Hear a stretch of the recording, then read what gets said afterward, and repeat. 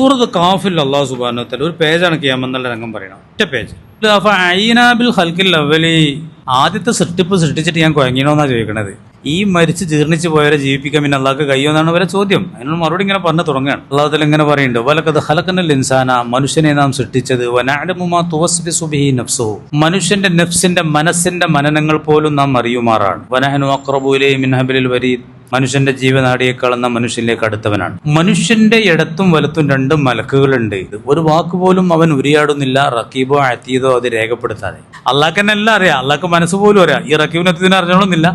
നാം ഉച്ചരിക്കുന്ന ഓരോ വാക്കും ഓരോ പ്രവൃത്തിയും രേഖപ്പെടുത്തുന്നുണ്ട്. മരണവേദന ഈ സത്യങ്ങളുമായിട്ടാണ് വരിക. സക്കറാത്തോടു കൂടെ തന്നെ അതൊക്കെ എല്ലാവരും കാണാൻ തുടങ്ങും. അപ്പം എല്ലാവർക്കും ബോധ്യം വരും. വനുഫിഖ ഫിസ്സൂർ, പിന്നെ കാഹളത്തിൽ ഊതപ്പെടും. അതാണ് വാദ ചെയ്യപ്പെട്ട ദിനം. അന്ന് ഓരോ ആത്മാവും വരല് സായിക്കും ഷഹീദ്, തൊളിച്ചുണ്ടാകാനൊരു മലക്കുണ്ടാവും, റിക്കാർഡ് വഹിക്കാൻ വേറൊരു മലക്കുണ്ടാവും. രണ്ട് മലക്കുകൾ. ആരാണ് രണ്ട് മലക്കുകൾ? ഈ റക്കീബിന് എത്തിയതുമാണത്. ഇപ്പം നമുക്കൊക്കെ ഒരു റക്കീബ് എത്തിയതുണ്ടല്ലോ.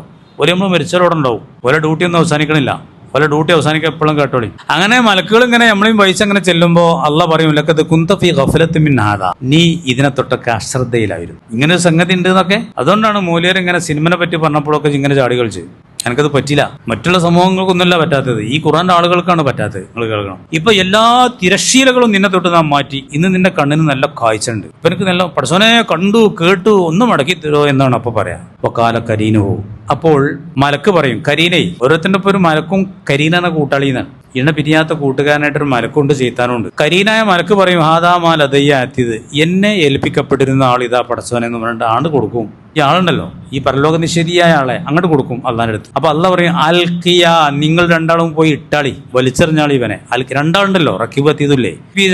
നരകത്തിലേക്ക് കുല്ല കഫാരിൻ അനീദ്, കഫാർ നിഷേധി, അനീദ് മോട്ട് കാട്ടുന്നവനാണ്. മോട്ടൻ, കുറച്ചൊക്കെ തിരിഞ്ഞിട്ടും തിരിയാത്തമാർക്ക് ഇങ്ങനെ നിൽക്കുക.